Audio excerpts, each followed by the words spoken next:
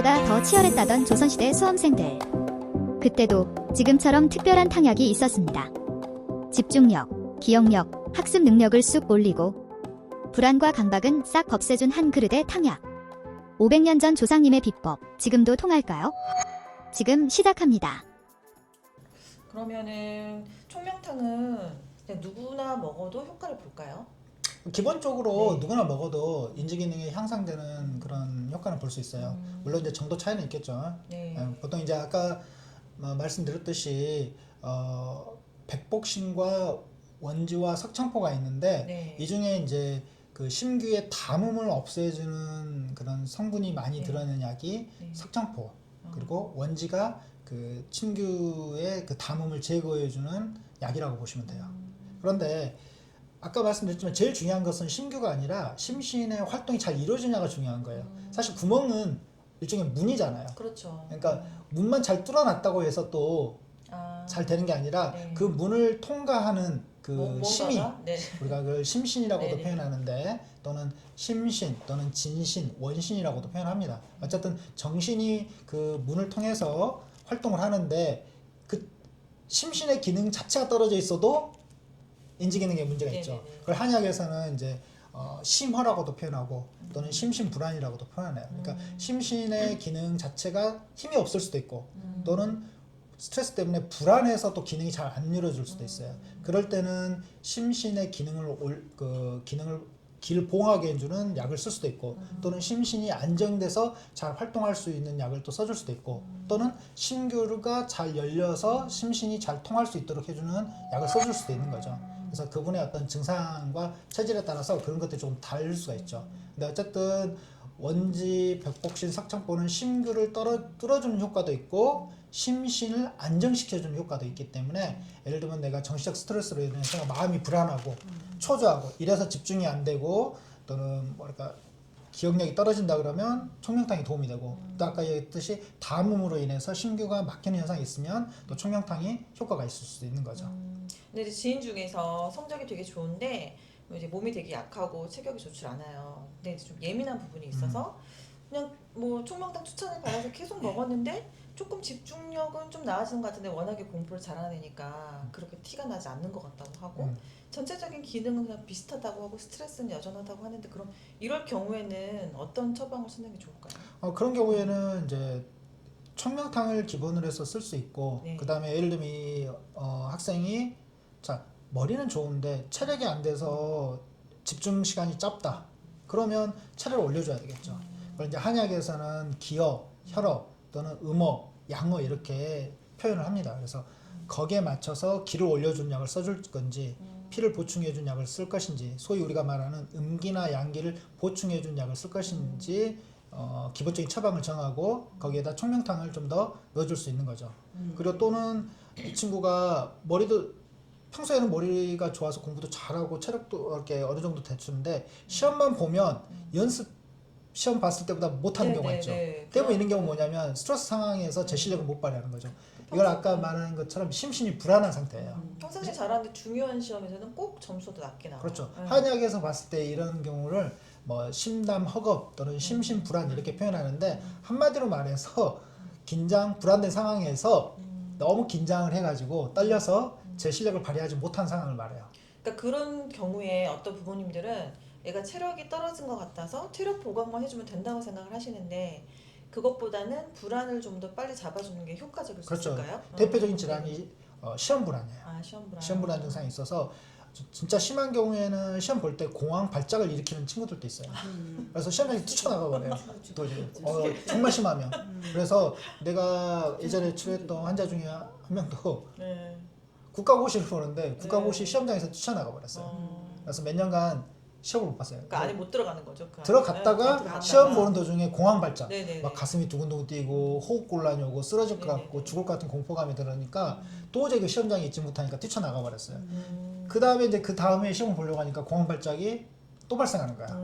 몇 년간 시험을 보지 못하는 거예요. 그러니까 이제 그냥 체력이 어느 정도 되면은 뭐 그냥 총명탕을 무난하게 쓸 수 있지만, 그냥 뭐 체력도 안 되고 불안도 있고 이러면 그에 맞춰서 써줘야 돼요. 불안을 조금. 그러니까 이게 불안해서 뭔가 이렇게 아이가 좀 힘들어하고 이런 거를 불안이라고 생각을 못 하고 얘가 기가 허하다, 기력이 떨어졌다고 생각해서 보약 먹이신 분들 생각보다 많아요. 그런 경우에는 보약 먹는다고 해서 그런 불안 증상이 없어지지는 않아요. 그래서 불안에 맞춰서 약을 써줘야 돼요. 그래서 대표적인 이제 시험 불안이 더욱더 고조돼서 오는 공황장애 증상이 오거나 그러면 그 공황장애에 맞춰서 치료를 하지 않고서는 해결이 되지 않아요. 그럼 이렇게 불안이 막 높은 친구들이 공진단 같은 걸 먹어도 좋을 수 있을까요?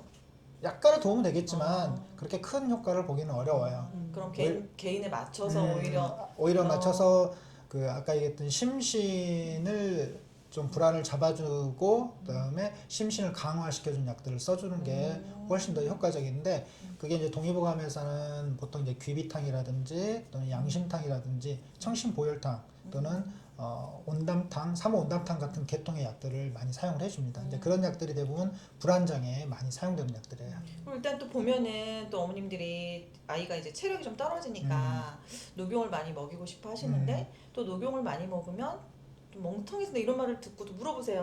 그래서 그 괜히 먹였다가 우리 애가 또 성적이 안 좋게 나올 수도 있고 뭐 뭔가 데미지가 생길 수도 있고 이런 걱정을 하시거든요. 있을 수도 있죠. 아 그래요? 네, 우리 옛날 어르신들이 녹용 많이 먹으면 미련해진다고. 얘가 바보 네. 미련퉁이야 된다는 말이 있잖아요. 그래서 한약을 되게 좀 이렇게 무서워하는 분들도 있어요. 그렇죠. 네. 그것도 완전히 맞는 말은 아닌데 약간의 일리는 있는 이야기예요. 무슨 의미냐면 녹용은 사실 이제 좀 양기를 북돋워주는 좀 열성약이라고 보면 돼요. 근데 우리가 옛날에 머리는 차갑게, 발은 따뜻하게 하는 표현들 있잖아요. 네네. 즉 정신 활동은 머리가 차가워질 때 잘 이루어져요. 근데 우리가 이제 예를 들면 한약에서는 열이 가장 많은 장기가 심으로 봤어요. 네, 심이 여기 있는데 우리가 스트레스를 받는다든지 정신적 스트레스를 받는다든지 막 안달복달 하게 되면 이 심장에 열이 생긴다고 봐요. 보통 우리가 그걸 심화라고 표현을 네네, 합니다. 네. 심화는 열이라는 이 화는 위로 올라가는 성질이 있어요. 네. 그래서 위로 올라가게 되면 아까 정신이 어디에 있다고 했죠? 심하고 머리에 있다고 했죠. 네. 올라가면 이 심이 화를 받게 되면 안정이 안 돼요.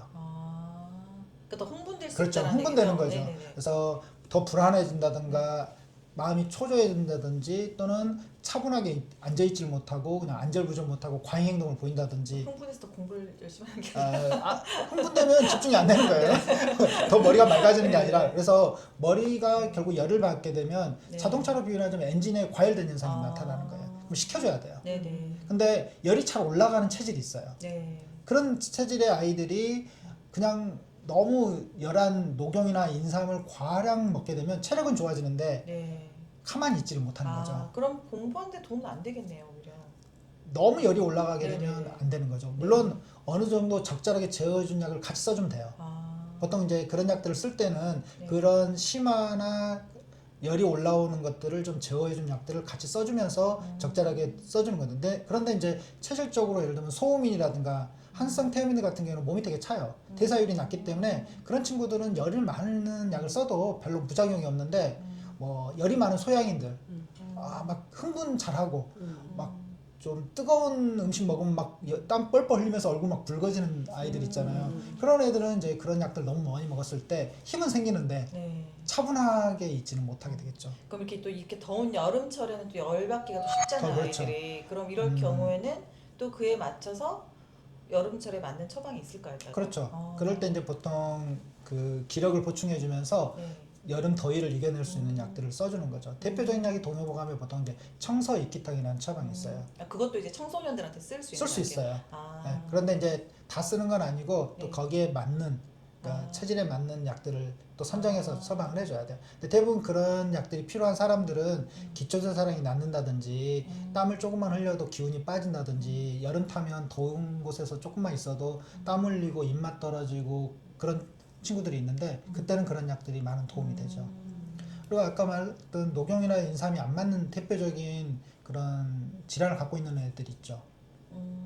공격성을 갖고 있는 과잉행동, 충동 우세형 ADHD를 갖고 있는 아이들은 이런 약들을 좀 과량 먹게 되게 되면 오히려 흥분도가 올라가면서 더욱더 과잉행동을 보인다든가 더 네. 충동적일 수도 있고 또는 공격성이 더 강해질 수도 있어요. 그러니까 열성 그렇죠. 약을 먹어도 그렇고 그럼 원장님 음식도 좀 열이 많이 나는 그렇죠. 음식을 많이 먹으면 안 좋을 수 있을까요? 있죠. 꿀이라든지 네네. 자극적인 뭐 그래서 막 매운 음식이나 매운 음식 아. 그다음에 뭐 뜨거운 양파나 마늘 파막 이렇게. 그래서 얘는 우리가 예전에 스님들이 먹으면 안 되는 음식들이 있었죠. 그건 정력 때문 아닌가요?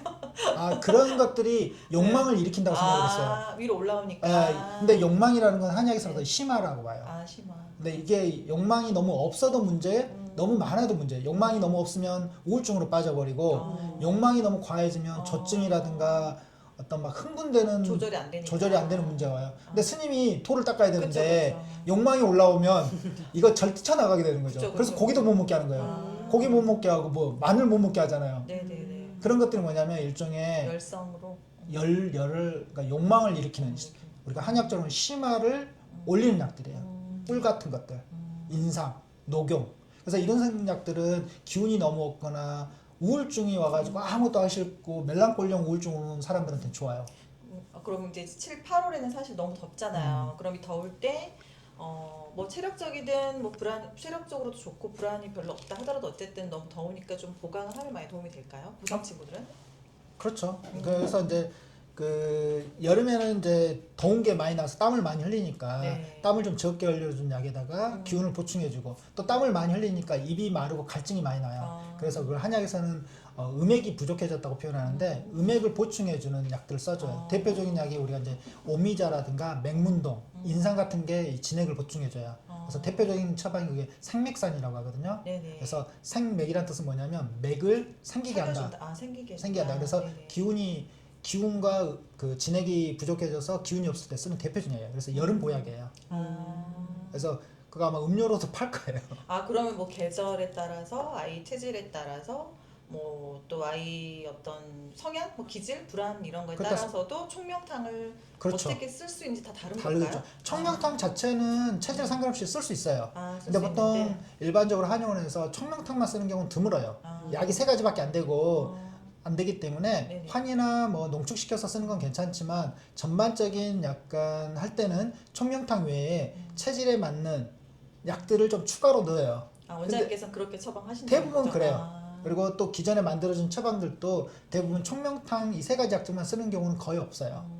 네, 그래서 청명탕을 넣을 때 그 아이의 체질과 현재 갖고 있는 증상에 따라서 약이 조금씩 달라지는 거예요. 그래서 불안이 있으면 그 부분도 같이 처방 같이 넣을 수도 있고 기가 부족하면 기를 보충해 줄 수도 있고 입맛이 없을 경우에는 입맛을 올려주는 약을 쓸 수 있고 소화가 안 되는 애도 많아요. 그러니까 일반적인 어떤 그냥 뭐 환이나 이런 처방보다는 개인 처방으로 처방을 받는 게 가장 좋겠네요. 일단 맞춤형이 일단은 아이한테는 네. 가장 일단 네네. 좋겠죠. 네, 그래서 그런 경우에 보통 맞춤형으로 해서 탕제를 처방을 하고 이제 뭐 환이라든지 뭐 이렇게 농축 그 스틱 같은 경우에는 대부분 아이의 그 뇌 쪽에 좀 더 좋은 성분들로 만들어서 그냥 쓰기도 해요. 그럼- 같이 복용하면 훨씬 같이 도움이 복용할 수도 되겠네요. 있고 또는 이제 필요 없을 경우에는 단독으로 네. 한 가지만 할 수도 있는 거고 네. 아이가 체력도 좋고 나머지 문제가 없다. 네. 그럼 그냥 청명탕만 써도 돼요. 아. 네, 그럴 경우에는 그냥 기억력과 이해력, 집중력만 올려주는 약만 써주면 되죠. 그 효과적으로 효과를 많이 보려면 어쨌든 개인 맞춤으로 걔 마침 같이 제일 컵을 해서 그렇죠. 정서적인 부분까지 고려해서 처방을 받는 게 가장 베스트겠네요. 그렇죠. 아. 그래야지만이 가장 효과도 있고 부작용도 훨씬 더 좀 안 나타날 수 7, 8월에 있죠. 집중적으로. 네. 그리고 이제 보통 보약도 동의보약 보면 계절마다 달라요. 그러니까 봄에 쓰는 보약, 여름에 쓰는 보약, 가을에 쓰는 보약, 겨울에 쓰는 보약이 다 다릅니다. 왜 그러냐면 계절에 따라서 그 기운이 달라지기 때문에 그렇다고 봐요. 그래서 예를 들면 겨울에는 조금 더 양기를 올려주는 약들을 써요. 좀 뭐 몸을 좀 따뜻하게 해주고 대사를 올려주는 약들 좀 더 추가로 넣고 여름에는 대사가 너무 항진되면 더위도 많이 타고 또 음열이 부족해지기 때문에 지나치게 열이 많이 생기게 하는 약들은 좀 줄여서 처방을 하게 됩니다. 그래서 체질과 계절 그리고 아이의 평소 갖고 있는 소인 또는 증상에 따라서 처방을 좀 더 적절하게 할수록 가장 효과적이라고 볼 수 있습니다.